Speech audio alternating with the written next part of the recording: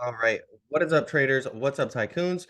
Giving you guys an update on Realio, ticker symbol RIO. Now, if you missed the last video, things played out perfectly as we said they would. We got the inverse head and shoulders to play out. We had the left shoulder here, we had the head, we got the right shoulder. We broke our neckline very cleanly, and we came up and hit the inverse head and shoulders price targets. And now we're actually testing our overhead supply zone that I mentioned. Okay. So, make sure to subscribe to the channel if you guys are new. So that way you don't miss any of these updates. Okay. I'm dropping updates on, lots of the top tokens there are out there every single week. And make sure to smash the like button so other people can find the channel. Now, with that being said, I'm going to go over the technical signs and indicators that I use to come up with these price targets and levels. So that way you guys can hopefully learn something new. Remember, this video is not financial advice, but rather just breaking down some of the different strategies and showing you guys and updating on some of the key levels we need to hold and maintain to either get a push up or a move down. So we're going to jump straight into it. I briefly touched on this head and shoulders already, this inverse head and shoulders.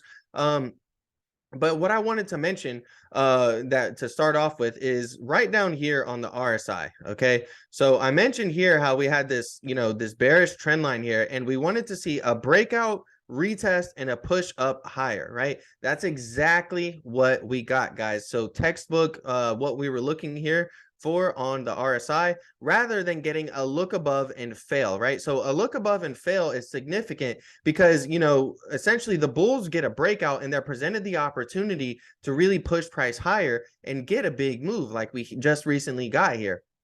Okay, but if you would have looked above and failed and had a false breakout, that would have meant that bulls would have failed, and essentially that sellers actually took control, even though bulls were presented the perfect opportunity to really push price up higher and get a breakout. So rather than getting that look above and fail, we got a very clean textbook breakout retest of the RSI trend line, and we continued up higher.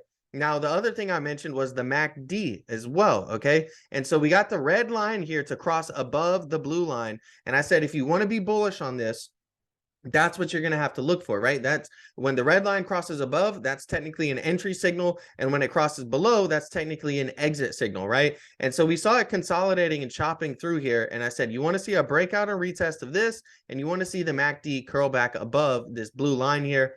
Ultimately, we got those two things happening on the MACD and the RSI. And when it comes to, the chart pattern, right, I mentioned, hey, we have a left shoulder, we have a head, we're starting to form a right shoulder here. If we break this neckline, which you can see that we very cleanly, got a clean break of this neckline here.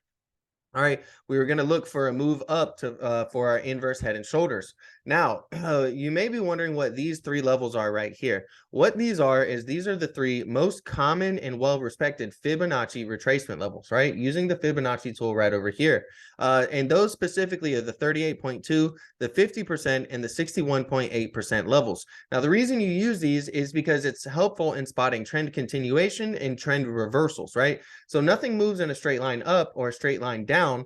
Rather, you get retracements, right? So you get a move up, retracement, continuation of the trend, or you get a move down, retracement, continuation of the trend.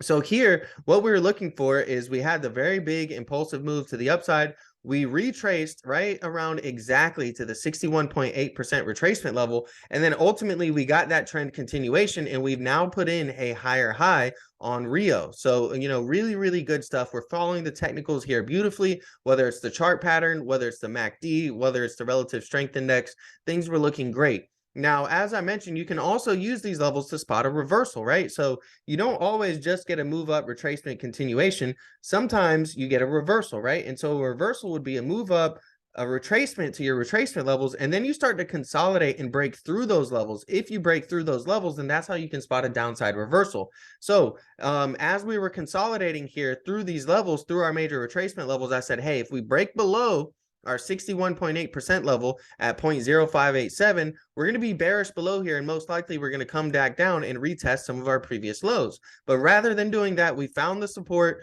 all right, and we flipped our levels that were prior support from here, ended up turning into resistance here. We flipped them back into support and ultimately pushed back up higher. So now what we're going to do is we're going to see, can RIO continue to push up? All right. We need to be mindful of our supply zone overhead, which is about 13 cents all the way up to roughly, let's see the top of this here, about 0.147. Okay, so that's really going to be the overhead supply zone. And what this is this is simply an area of where there's going to be an imbalance of sell orders.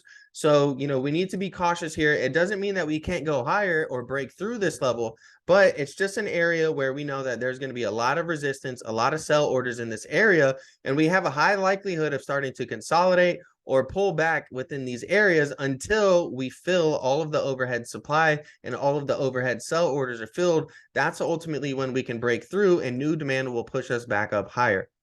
Now, if you take a look at the RSI again, we are currently technically at the overbought level. Okay, we're at 70, we're above 70, we're at 71.56. Now, just because something is overbought does not mean it can't go higher, but a typical general rule of thumb when using the RSI is that, you kind of want to stay away from buying things that are overbought, because they have a higher chance of pulling back, right? So we're testing a supply zone.